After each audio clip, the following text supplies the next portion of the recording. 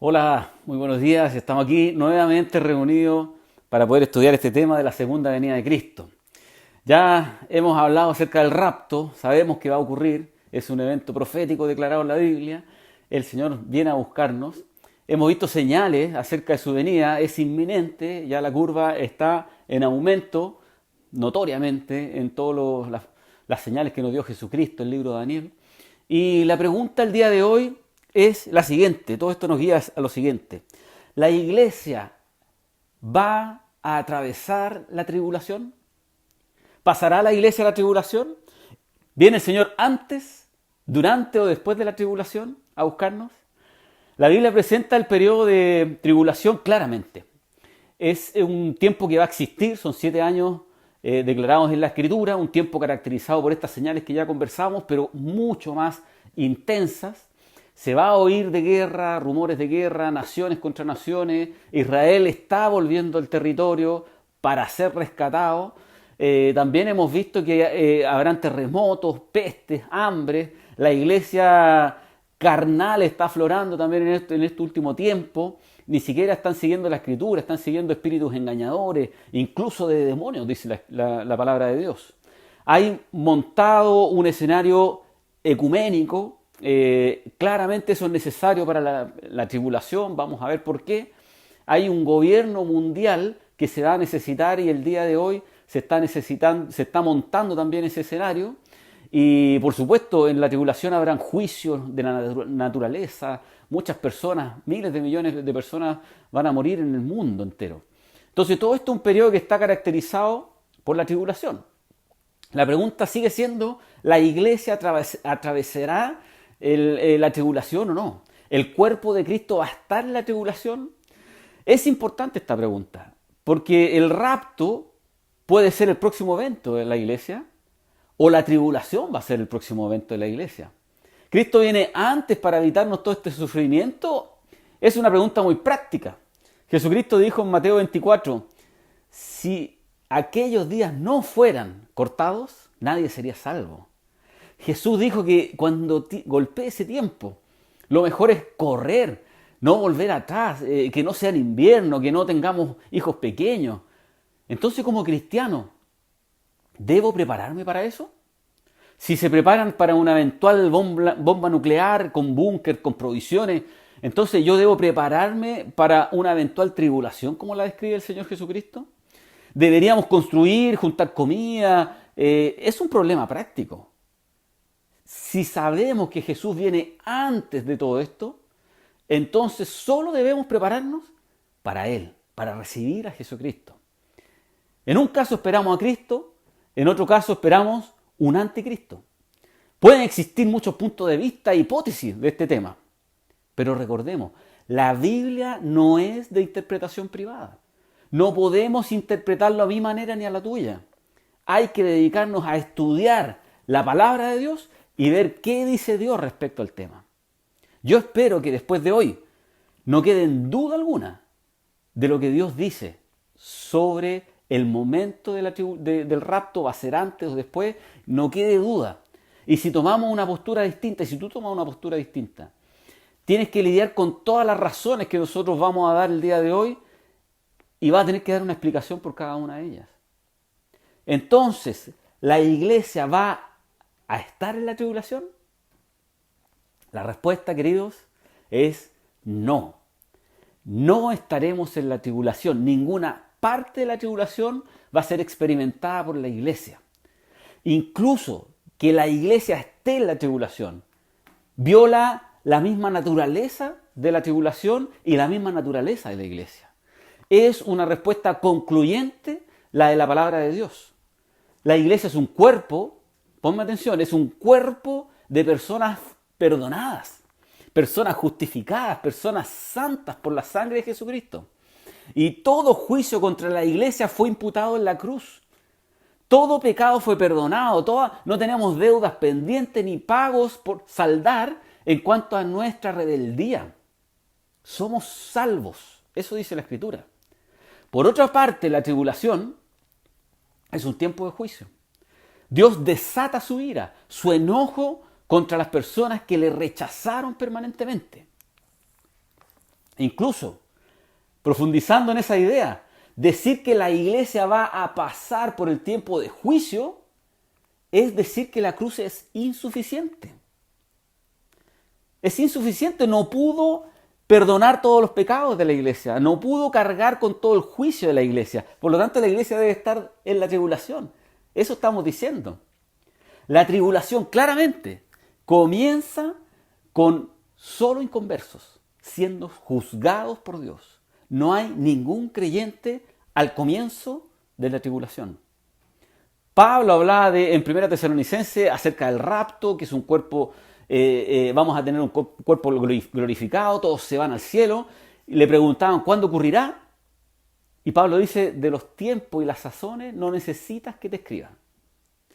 Si el rapto es durante la tribulación o después, yo le digo, un momentito Pablo, debo prepararme. Jesucristo me dijo que me asegurara de no volver a buscar algo, de no estar encinta las mujeres, de que no sea invierno. Si los creyentes deben pasar por la tribulación, Pablo no habría dicho, no necesito explicarte los tiempos.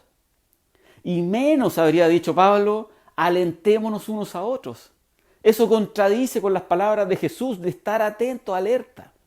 La iglesia y la tribulación no son compatibles bíblicamente.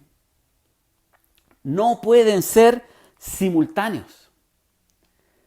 La naturaleza de la iglesia lo impide y la tribulación impide. Se excluyen mutuamente.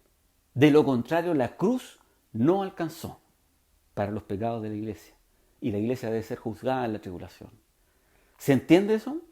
Hay muchas razones que aclaran de que la iglesia no puede estar en la tribulación. Entendamos algunas de esas. La iglesia es algo distinto a Israel, es diferente. Muchos han confundido y han dicho que la iglesia es la continuación de Israel. Si así fuera, dos escenarios. O Israel se va con la iglesia, o la iglesia se queda con Israel en el periodo de tribulación. Porque Israel sí o sí estará en la tribulación. Si la iglesia es Israel, entonces la iglesia debe estar ahí. Un argumento que algunos dan es espiritualizar toda la profecía. Y así hacen que la iglesia sea el Israel espiritual del tiempo de hoy. Y no es así. No es así. La iglesia es algo distinto. Y si la iglesia es algo distinto a Israel, la iglesia puede tener su propia agenda. Y así vamos a demostrarlo. Primero, la palabra eclesia, ekkaleo, llamar fuera, es una palabra que habla de una asamblea, una congregación. Tiene 4 usos en la Escritura. Uno es un grupo de personas llamado fuera, pero en un sentido general. Otro uso es el cuerpo de Cristo, como está en Colosenses 1:18. Un tercer uso es creyentes que profesan a Jesús, como Hechos 8:1 y 3, un grupo puntual. Y también se da un cuarto uso de grupo de creyentes locales, en el caso de Hechos 11:22 o 26. ¿Saben que Israel no se usa esta palabra, sino solo en un cuadro general?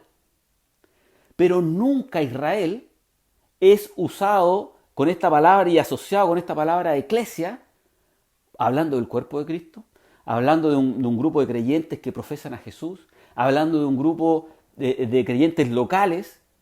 Nunca Israel es considerado una eclesia en ese sentido.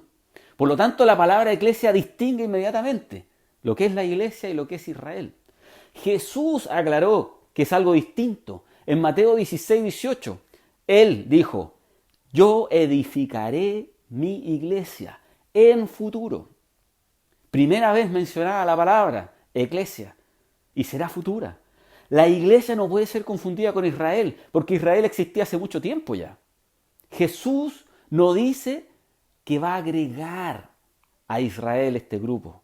Es algo distinto, Él la va a edificar. Pablo aclaró que la iglesia es algo diferente a Israel. Romanos 11:17 dice, pues si algunas ramas fueron desgajadas y tú siendo olivo silvestre has sido injertado en lugar de ellas, y has sido hecho participante de la raíz y la rica savia del olivo. Israel es cortado por su incredulidad. Los gentiles son incluidos. La iglesia recibe esa bendición. ¿Y sabes qué? La historia de la iglesia en este tronco de bendición comienza con la muerte de Jesús. Israel comenzó mucho antes. Y va a terminar este tiempo de iglesia con el rapto. ¿Por qué decimos que el inicio de la iglesia comienza con la cruz y no en Pentecostés? Algunos dicen que ahí comenzó. Solo un dato nomás. No puede ser en Pentecostés, porque contradice Hebreos 9, 16, 17. Porque donde hay testamento, es necesario que intervenga muerte del testador. Porque el testamento con la muerte se confirma, pues no es válido mientras, entre tanto el testador vive. La iglesia comienza con la muerte del testador, la muerte de Jesucristo. Es el momento exacto cuando comienza este periodo de iglesia. El tema es que los discípulos no sabían que eran iglesia hasta unos 15 años después, con la revelación a Pablo. En Pentecostés la iglesia queda equipada para hacer su labor, pero ya existía desde la muerte de Cristo. Jesús dijo, Él edificaría su iglesia. Si comenzó en Pentecostés, Jesús ya estaba en el cielo. No pudo haberla comenzado Él. En 1 Corintios 12:13 dice, porque por un solo espíritu fuimos todos bautizados en un cuerpo, sean judíos o griegos, sean esclavos o libres, a todos se nos dio a beber del mismo espíritu. En el momento del quiebre de ese velo, en su muerte, comienza esto nuevo, comienza el Nuevo Testamento. Judíos y griegos siendo parte de un mismo cuerpo. Eso es algo distinto al Israel, al pueblo de Israel. Y en Juan 14:20 se nos dice que aquel día van a conocer que yo estoy en mi Padre, vosotros en mí, y yo estoy en vosotros.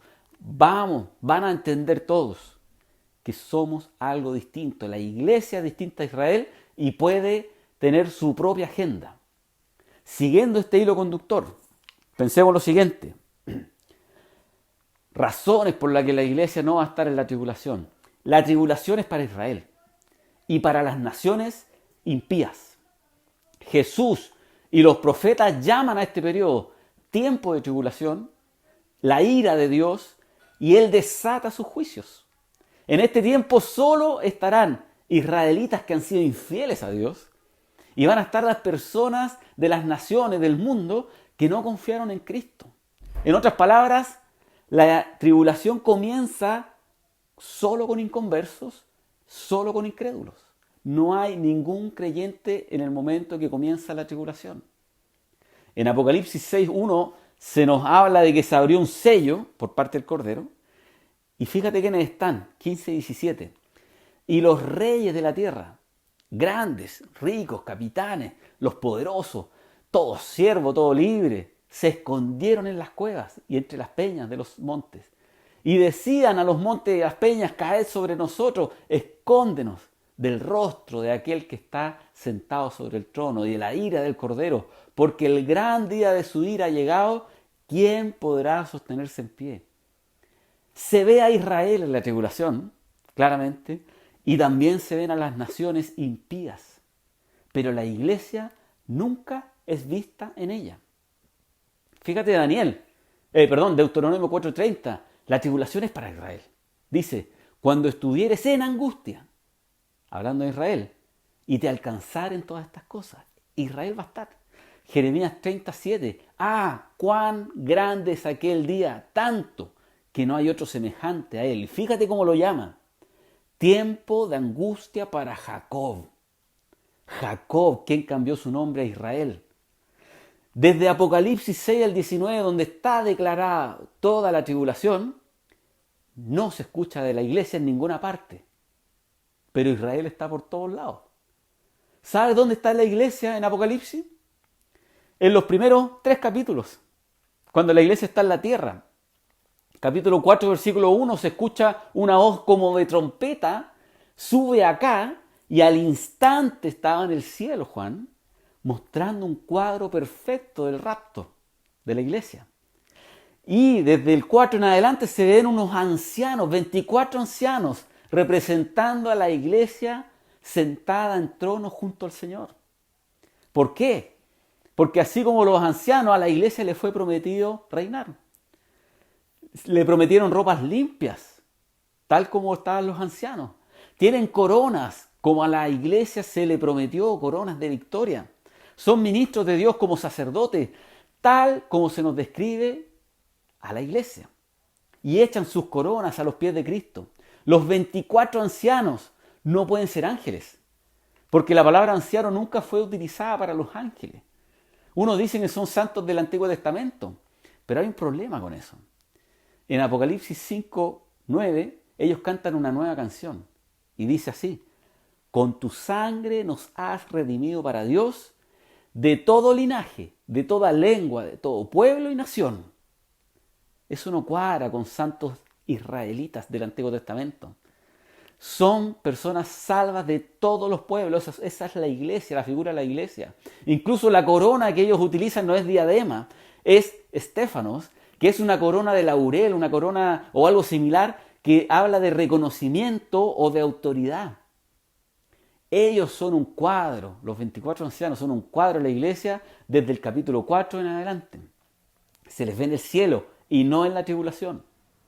Si el rapto fue en el capítulo 4, fíjate en esto, y la tribulación comienza en el capítulo 6, fuimos salvados por 2 capítulos. Yo espero a Cristo, no una tribulación. Israel dijo: no queremos que éste nos gobierne. La nación completa lo rechazó. ¿Y tú sabías que Jesús le ofreció el reino a ellos? Si hubiesen aceptado el reino, se establece inmediatamente. Se lo ofreció 3 veces en el libro de Hechos. Y las 3 veces los líderes israelitas lo rechazan, apedreando finalmente a Esteban. De allí en adelante, Dios comienza a trabajar con Pablo hacia los gentiles y el ministerio de Pedro con los judíos comienza a menguar. De allí en adelante, se ve a Jesucristo sentado en el trono. Antes de eso, en su ascensión hasta ese punto, se le veía parado en el trono, quizás a punto de regresar si los judíos le aceptaban. Pero le rechazaron. Y ahora van a estar en el juicio de la tribulación. Zacarías 13:8 es triste. Menciona que 2 de cada 3 israelitas van a sufrir castigo. Ezequiel 20:33, vivo yo, dice Jehová el Señor, que con mano fuerte y brazo extendido y enojo derramado he de reinar sobre vosotros. Él va a encarar a Israel en el desierto durante la tribulación por su infidelidad. Están destinados a sufrir la tribulación venidera, a no ser que se arrepientan y reconozcan a Jesucristo. Si es así, ellos se van en el rapto con Cristo, antes que comience la tribulación. Pasan a ser de la iglesia, y griegos y judíos pueden ser parte de la iglesia. Hemos visto esta reconstrucción del pueblo de Israel. Están volviendo, están armándose, tienen su territorio, y van a reunirse para ser juzgados por el Señor y para ser salvados por Él después. Dios tiene grandes planes para Israel. Él los va a restaurar. Y las promesas que se hicieron a Israel son de Israel, no son nuestras, porque Dios no ha terminado con ellos. Fíjate, otra razón. La tribulación es un tiempo de juicio, de ira, de castigo. Y la iglesia ya fue juzgada en la cruz. Si de eso estamos hablando, ya ha sido perdonada, ya ha sido justificada. Una persona que piense en rebelarse contra Dios y escapar del juicio es necio. Segunda de Pedro 2:5 dice: si Dios no perdonó al mundo antiguo, sino que los arrojó al infierno, como es el caso de los tiempos de Noé, tiempos de Sodoma y Gomorra, ¿tú crees que un rebelde va a escapar de la mano del Señor? Muchos no quieren creer eso. Olvidaron que en el diluvio 8 almas fueron salvas solamente. Segunda Pedro 3:10 dice que El día del Señor vendrá como ladrón en la noche, en el cual los cielos y la tierra pasarán con gran estruendo, y los elementos ardiendo serán deshechos, y la tierra y las obras que en ella hay serán quemadas. Dios prometió que no volvería a destruir este mundo por agua. Esa fue la promesa a Noé. Pero la próxima vez va a ser por fuego. Hay un tiempo de juicio llamado tribulación, es un tiempo de ira. Sofonías 1:14 al 15 dice, cercano está el día grande de Jehová, cercano, muy próximo, y es amargo la voz del día de Jehová. Gritará el valiente, así de duro va a ser. Un día de angustia, de aprieto, de alboroto, de asolamiento, de tinieblas y oscuridad. La tribulación es inevitable. Pero la iglesia, el cuerpo de Cristo, los creyentes, no estarán allí, en ningún tramo de la tribulación. Hay promesas, 1 Tesalonicenses 5:2 al 4. Porque vosotros sabéis perfectamente que el día del Señor vendrá como ladrón en la noche, nadie sabe cuándo viene. Cuando digan paz y seguridad, entonces vendrá sobre ellos destrucción repentina, como dolores a la mujer encinta, y no escaparán, mas vosotros, hermanos, no estáis en tiniebla. ¿Quiénes son ellos? Pablo no se considera en ese grupo, la iglesia a quien está hablando no se considera en ese grupo. Ellos hablan de personas que han rechazado a Cristo fuera de la iglesia. A ellos viene a sorprenderlos. 1 Tesalonicenses 5:9 continúa diciéndonos a nosotros, fíjate, porque no nos ha puesto Dios para ira, sino para alcanzar salvación por medio de nuestro Señor Jesucristo. No estamos anotados para juicio, sino para vivir con Cristo. Aliéntense con estas palabras, dice luego. No habría aliento si esperásemos tribulación. ¿Se dan cuenta? La ira de nuestro pecado ya fue apuntada a la cruz de Cristo. No es para nosotros la tribulación. La ira es destino para los no creyentes. Dios protege a los que son de Él. Segunda de Pedro 3:14 dice, por lo cual, oh amados, estamos a espera de estas cosas, estando a espera de estas cosas, procurad con diligencia ser hallados por Él sin mancha, irreprensibles, en paz. Debemos prepararnos para recibir a Cristo en paz. Dios acostumbra a rescatar a los justos, justo antes de los juicios. Tenemos ejemplos. Noé fue un cuadro de una persona que caminó con Dios siendo rescatada antes del juicio en los tiempos de Noé. Noé fue rescatado también, fue salvado. Hay ejemplos en Lot, en los tiempos de Lot. Mira qué interesante en Génesis 19:22 cómo él describe esta salvación para Lot, que era un hombre justo. Date prisa, dice, escápate allá. Atención, porque nada podré hacer hasta que hayas llegado allí. Dios no podía enviar juicio sobre Sodoma y Gomorra hasta que los justos salieran de allí.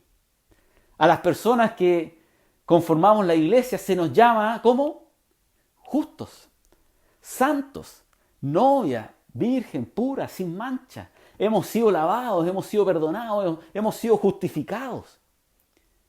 El tiempo de juicio, en tiempo de juicio, Dios tiene algo en mente.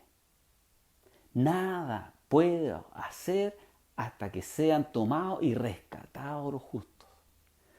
Gracias al Señor, que Él no está en el negocio de hacer juicio hasta sacar a los santos de allí. Él nos va a rescatar antes. Otra razón, fíjate, la iglesia retiene el actuar del maligno. La tribulación implica que el anticristo tiene libertad, pero actualmente la iglesia retiene el actuar del maligno.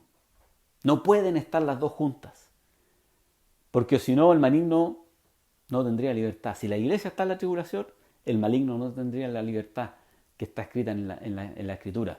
Jesucristo confirmó el poder, la autoridad que tiene la iglesia sobre Satanás y el Hades, la muerte. Mateo 16:18 decía, sobre esta roca edificaré mi iglesia, y las puertas del Hades no prevalecerán contra ella. Ahí está, la iglesia prevalece sobre el Hades. Pero el Hades en la tribulación, atención, prevalece. Satanás en la tribulación prevalece. La iglesia no puede estar en la tribulación porque iría contra las palabras del mismo Señor Jesús. En Apocalipsis 6:8 se ve un sello liberado y la muerte y el Hades salen venciendo. Contradice la autoridad de la iglesia. Apocalipsis 13:7 dice, se le permitió hacer guerra contra los santos y vencerlos. Satanás tiene poder y autoridad sobre los santos que van a ser salvados durante el periodo de tribulación. La iglesia no puede estar en la tribulación porque Satanás va a vencerlos y contradice a Jesús. Apocalipsis 17:3. Tenemos una iglesia falsa, la Gran Babilonia. Vamos a hablar de eso más adelante. Esta iglesia está controlada por la bestia, por Satanás. Y ellos vencen y controlan una iglesia falsa. La iglesia verdadera no puede estar en la tribulación, porque de lo contrario estarían bajo el dominio de Satanás y su falso profeta. Y contradice a Jesús. Por lo tanto, Jesús debe remover a su iglesia antes.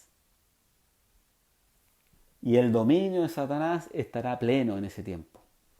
Pablo confirmó lo mismo acerca de la iglesia y Satanás.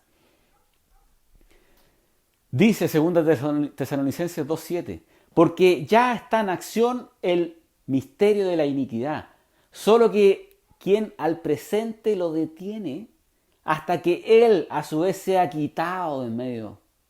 ¿Sabes qué? Algo retiene a Satanás y al anticristo el día de hoy. Cuando ese algo sea quitado, el inicuo va a ser manifestado. El Espíritu Santo es quien lo retiene. El Espíritu Santo que está en los corazones, que es el sello de los creyentes, que estará allí hasta la venida de Cristo. El Espíritu Santo que es la marca del creyente no puede ser quitado sin llevarnos a nosotros. Por tanto, la iglesia debe ser quitada antes de la tribulación. ¿Hace algo el Espíritu Santo durante la tribulación? Sí, por supuesto. Pero va a actuar como lo hacía en el Antiguo Testamento. Dios retoma su agenda con Israel. La iglesia y la tribulación no pueden ser simultáneas, ¿se entiende? Porque la iglesia retiene el actuar de Satanás y en ese tiempo va a tener más libertad. Algunos tratan, tratando de entender por qué la ubican en el medio o más adelante. Tratan de mezclar algunos las trompetas y dicen que la trompeta que suena en el rapto es la trompeta que está en la tribulación, en la mitad de la tribulación. ¿Por qué ligar esas dos trompetas? No tiene ningún sentido bíblico ligarlas. Está lleno de trompetas por todos lados en la Biblia y no se pueden relacionar unas con otras, son independientes. Otros dicen que la iglesia se les prometió tribulaciones y dificultades. Por eso va a estar en la tribulación. No tiene ningún sentido mezclar las tribulaciones del tiempo presente que vivimos como cristianos a la tribulación venidera. En contexto nunca están relacionadas. Así que no puede ser. Algunos ubican el rapto al final. Y yo pregunto, ¿cómo se va a cumplir la palabra del libro de Amós? Donde dice que algunos van a estar plantando y comiendo el fruto. Y muchas cosas van a estar haciendo. Si los creyentes fueran transformados y llevados al cielo al final de la tribulación, y los incrédulos sean destruidos, porque así dice la Escritura, entonces no queda persona viva que pase al reino del Señor Jesucristo y nadie va a cumplir la promesa de Amós. Deben haber santos que se convirtieron al Señor en el periodo de tribulación, pasando en vida al reino de Cristo para cumplir lo que dice la profecía. Si no hay nadie, entonces, ¿quién pasa? Si nadie pasa en vida, entonces ¿quién se revela al final del milenio? Hay problemas doctrinales allí. El rapto debe ser antes de la tribulación. Hay personas que se van a convertir en la tribulación a Cristo y van a pagarlo con su vida. Y son algunas personas que van a quedar vivos, pasarán al reino. Así que la iglesia no puede estar porque retiene el actuar de Satanás. Fíjate otros cuadros que el Señor nos da para entender la perspectiva correcta. Jesús tomará a su novia pura, entendamos esto, sin mancha, y entonces Dios va a lidiar con su esposa infiel y adúltera llamada Israel. Son cosas distintas. Efesios 5, 25 y 27 dice, maridos, amad a vuestras mujeres, así como Cristo amó a la iglesia y se entregó a sí mismo por ella, para santificarla, habiéndola purificado por el lavamiento del agua, por la palabra, a fin de presentársela a sí mismo, una iglesia gloriosa, que no tuviese mancha, ni arruga, ni cosa semejante, sino que fuese santa y sin mancha. Cristo se entregó por la iglesia, ¿y por qué? Porque la quería santificar, tenerla sin mancha ni arruga. O celo, dice 2 Corintios, con el celo de Dios, pues he desposado con un solo esposo, para presentaros como una virgen pura a Cristo. Ese es el plan del Señor. Israel es una esposa infiel, ramera, dice Dios, se ha prostituido con otros dioses. Va a ser restaurada en el reino. Pero la iglesia es una novia virgen, no pueden ser lo mismo, y la iglesia va a ser presentada limpia y pura. Si la iglesia atravesara la tribulación, te aseguro que quedaría con muchas arrugas y muy enlodada por lo duro que va a ser ese tiempo. Pero promesas de Dios. 1 Tesalonicenses 5:9. No nos ha puesto Dios para ira, sino para alcanzar salvación por medio de nuestro Señor Jesucristo. Porque Cristo mismo murió en nuestro lugar y Él mismo nos viene a rescatar antes del periodo de juicio. A quien puso para ira es a Israel por su infidelidad y su rechazo permanente. Ese es el cuadro y entendemos la perspectiva. Fíjate otro cuadro. Las semanas de Daniel también nos muestran que la iglesia no va a estar en la tribulación. Y esta es una profecía que nos ayuda a entender que la Biblia habla literalmente los eventos futuros y muestra la cronología de Israel. Daniel 9, 24-25 dice, 70 semanas están destinadas sobre tu pueblo y sobre tu santa ciudad, para terminar la prevaricación, poner fin al pecado, expiar la iniquidad, para traer justicia perdurable, sellar la visión y la profecía, ungir al santo de los santos. Son temas finales. Terminar, poner fin, sellar la visión, coronar a Cristo, es algo del fin.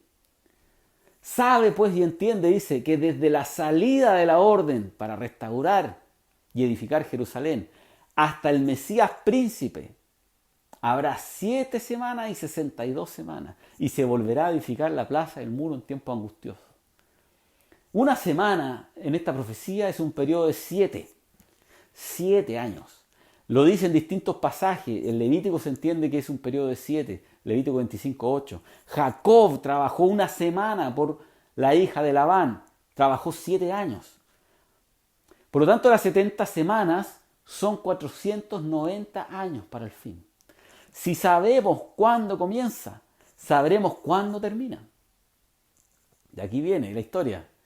El 14 de marzo del año 445 a.C., Artajerjes da la orden de construir Jerusalén y comienza a contar las 69 semanas hasta el Mesías príncipe, dando como resultado el 6 de abril del año 32 después de Cristo. Ese mismo día, Jesús entra a Jerusalén como príncipe, montado en un asno, y el pueblo con palmas lo recibe. Dios está justo sobre la agenda. Es una profecía literal, no se puede espiritualizar. Jesús sabía lo que estaba cumpliendo.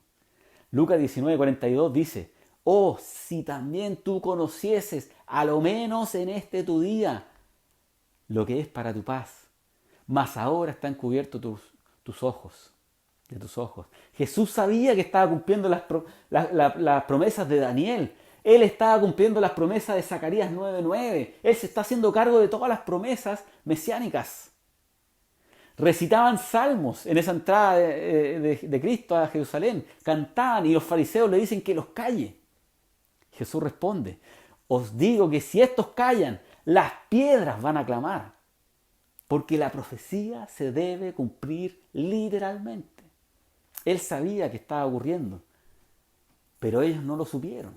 Versículo 44, por cuanto no conociste el tiempo de tu visitación. No lo supieron. Y sigue Daniel hablándonos esta profecía literal. Después de las 62 semanas se quita la vida del Mesías, mas no por sí. Y el pueblo de un príncipe que ha de venir destruirá la ciudad y el santuario, y su fin será con inundación hasta el fin de la guerra, durarán las devastaciones. Mesías muerto, eso pasó. Y destruía la ciudad y el santuario. Eso sucedió el año 70 con Nerón, después de Cristo. El año 70. Y sigue Daniel diciéndonos, y por otra semana, y ahí está la semana de la tribulación. Por otra semana confirmará el pacto con muchos. A la mitad de la semana hará cesar el sacrificio y la ofrenda, y después con la muchedumbre de las abominaciones vendrá el desolador hasta que venga la consumación y todo lo que está determinado se derrame sobre el desolador. La semana 70 es la semana de tribulación. Y Dios hizo un paréntesis evidente. Desde la muerte del Mesías hacia atrás estábamos las 69 semanas. Y no ocurrió la 70ava, porque Dios hizo un paréntesis. No nos informó, no nos determinó cuánto duraría. Ese paréntesis somos nosotros, la iglesia. Yo te pregunto, ¿estuvo la iglesia en las primeras 69 semanas? No. ¿Por qué va a estar en la 70A? No va a estar en esa semana de tribulación, porque no estuvo en las primeras 69. Mateo 24, 29 al 31 dice, e inmediatamente después de la tribulación de aquellos días, el sol se oscurecerá, la luna no va a dar su resplandor, y las estrellas caerán del cielo, y las potencias de los cielos serán conmovidas. Entonces aparecerá la señal del Hijo del Hombre en el cielo, y entonces lamentarán todas las tribus de la tierra, y verán al Hijo del Hombre viniendo sobre las nubes del cielo con poder, con gran gloria. Y enviará a sus ángeles con gran voz de trompeta, y juntará a sus escogidos de los cuatro vientos, desde un extremo del cielo hasta el otro. Escúchame, inmediatamente después de la tribulación, Jesús viene con sus santos. ¿Por qué ubicar el rapto después de la tribulación? Este versículo no tendría sentido. Inmediatamente después de la tribulación iría Jesús al cielo. Esa es la promesa del rapto. Y descendería inmediatamente. No puede ser. Hay una brecha aquí. La brecha en la iglesia. Dios continúa su agenda después de arrebatar a la iglesia. Continúa la 70ª semana de la profecía de Israel, de Daniel. Él sigue trabajando con Israel. Saca a los rebeldes, los salva y cumple las promesas. Las 70 semanas de Daniel nos muestra que la iglesia no está en ninguna de ellas. No puede estar en la última tampoco. Otro cuadro es este dragón que se nos menciona en Apocalipsis 12, luchando con esta mujer que tuvo un bebé. El dragón es Satanás.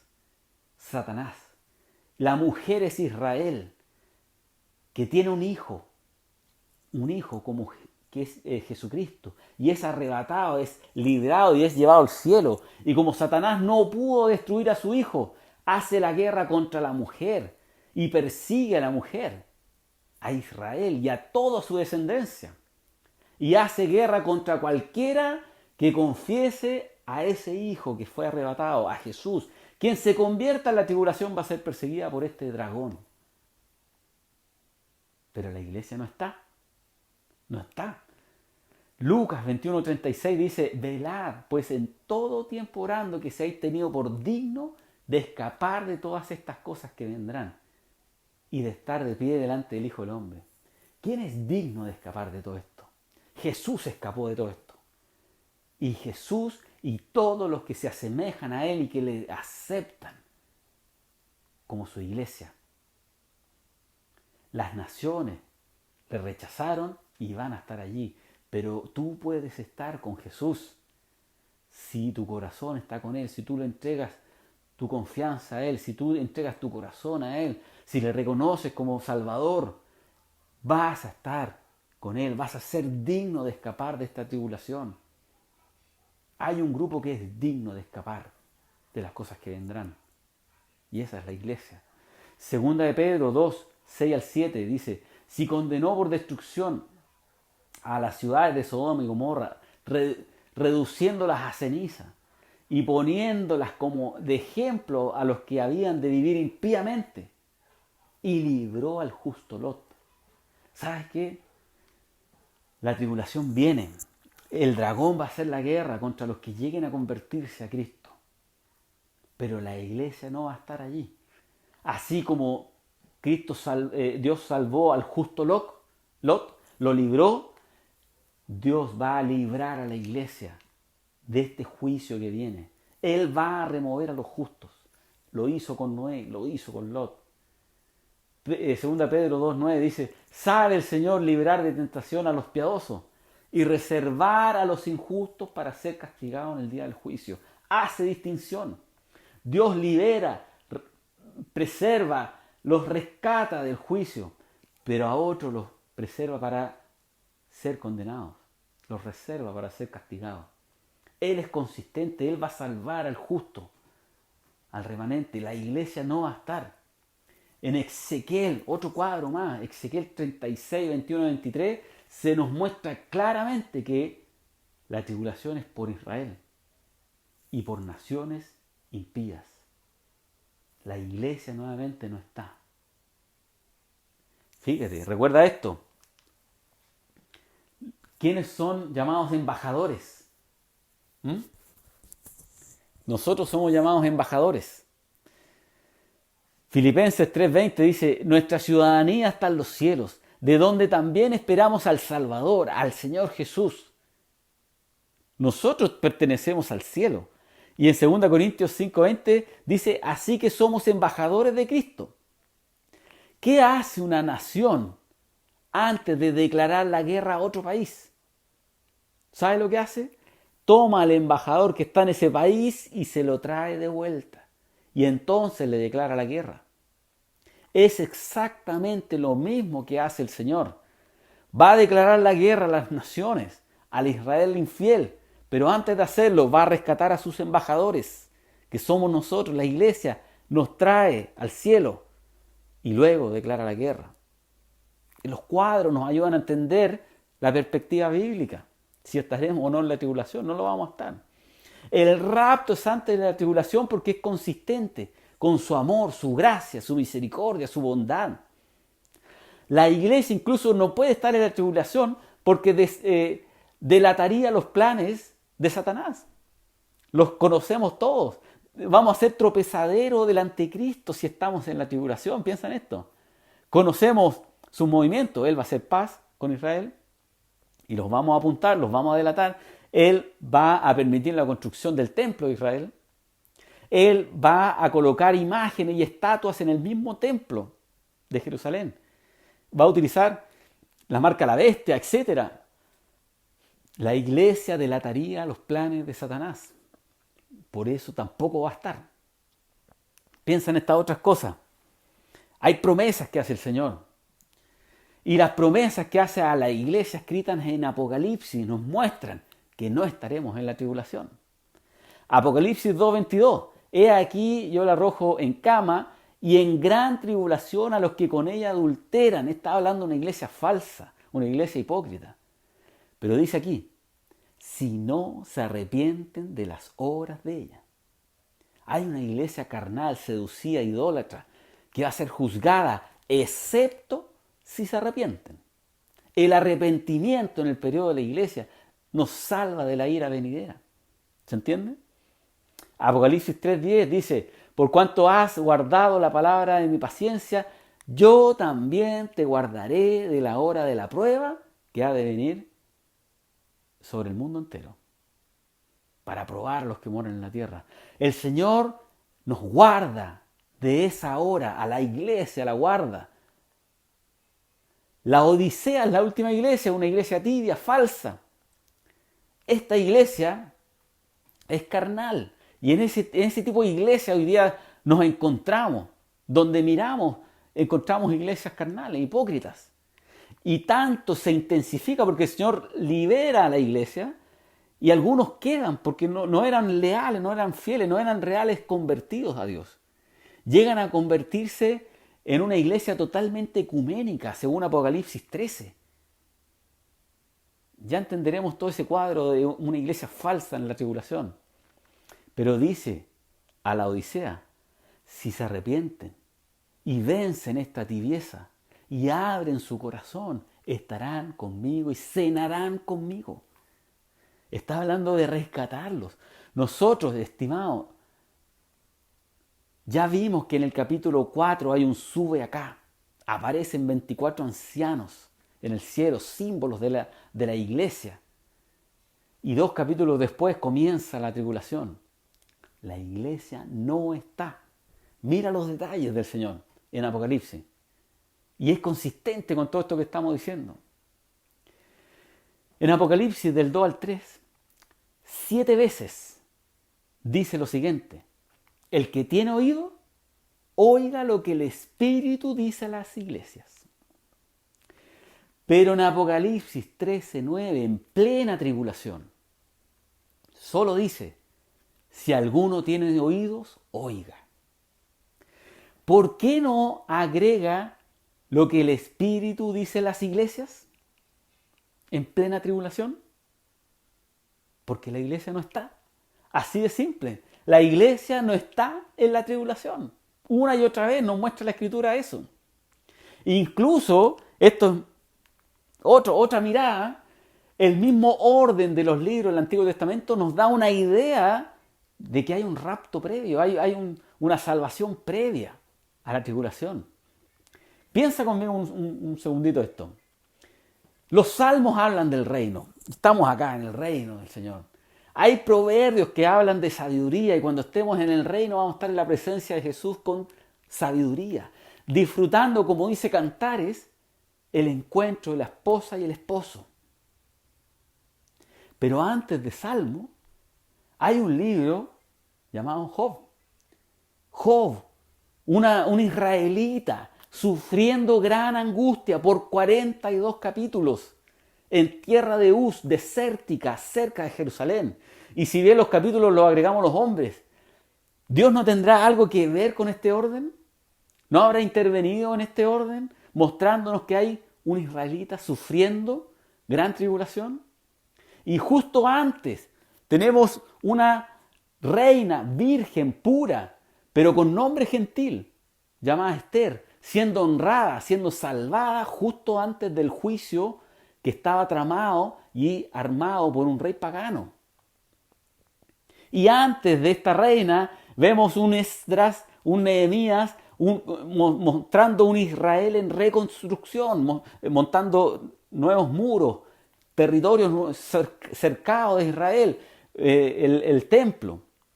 ¿No te parece un relato de acontecimientos proféticos? Que cuando Israel se está reconstruyendo, como lo hizo hace poco, siendo independiente, teniendo su territorio, su propio gobierno, hay una princesa rescatada del juicio, luego tenemos un israelita sufriendo por 42 capítulos, gran tribulación, y tenemos al final un reino con sabiduría y con un esposo disfrutando de su esposa. Terminamos con varios versículos. Yo lo que digo es que la Biblia tiene cuadros, presenta promesas, es explícita en decir que la iglesia no va a estar en la tribulación. Y con estos versículos terminamos. Cantares 2:8. La voz de mi amado, he aquí él viene. Versículo 10. Mi amado habló y me dijo, levántate, oh amiga, hermosa mía, y ven. Y el versículo 13. La higuera, ¿cuándo va a ser esto? La higuera ha echado sus higos. Las vides en cierne dieron olor. Levántate, oh amiga mía, hermosa mía, y ven. La higuera es el Israel como nación. Ya está de vuelta. Está en su territorio. Tiene su gobierno independiente. Están preparando la reconstrucción de su templo anhelado. Tienen los recursos. Tienen plata, los tesoros. Tienen los planos hechos. Construyeron el arca ya. No sé si sabían, tienen los utensilios que van a usar en el templo ya listos, preparados. Establecieron el Sanedrín nuevamente. Yo pregunto, ¿todo esto estará haciendo referencia a la frase ¿ha echado sus higos ya? Pronto el Señor va a decir, ven hermosa mía, amiga mía. Mateo 24 lo confirma el Señor Jesucristo, este cuadro de la higuera, hablando de Israel. De la higuera aprended la parábola. Cuando su rama ya está tierna y brotan las hojas, sabed que el verano está cerca. Así también vosotros, cuando veáis que todas estas cosas, conoced que está cerca a las puertas. A las puertas está el llamado. En Malaquías, es interesante, lo pueden leer, 3:17 al 18, habla de una figura también, de que él actuó, perdonó. Puede ser ahí una salvación de un grupo. Y entonces dice, volveréis y discerniréis la diferencia entre el justo y el malo. Probablemente estamos nosotros siendo rescatados en ese cuadro de Malaquías y volviendo a juzgar a las naciones con Cristo. Pero esto es cierto, Malaquías 4:2. A los que temen mi nombre, dice, nacerá el sol de justicia y en sus alas traerá salvación. La iglesia, queridos, teme el nombre de Jesucristo, anhela el nombre de Jesucristo, lo espera. Y este sol de justicia nos va a traer salvación de la ira. En Tesalonicenses, capítulo 4, nosotros vimos el rapto, donde Cristo viene por nosotros. Capítulo 3:13. En la venida de nuestro Señor Jesucristo con sus santos. ¿Sabes qué está diciendo? Hay un orden. Él viene por nosotros para luego venir con nosotros a establecer su reino 7 años después en la tierra. Salmo 145, 18 al 20 dice, cercano está Jehová a todos los que le invocan y a todos los que le invocan de veras. Cumplirá el deseo de los que temen. Oirá a sí mismo el clamor de ellos y los salvará.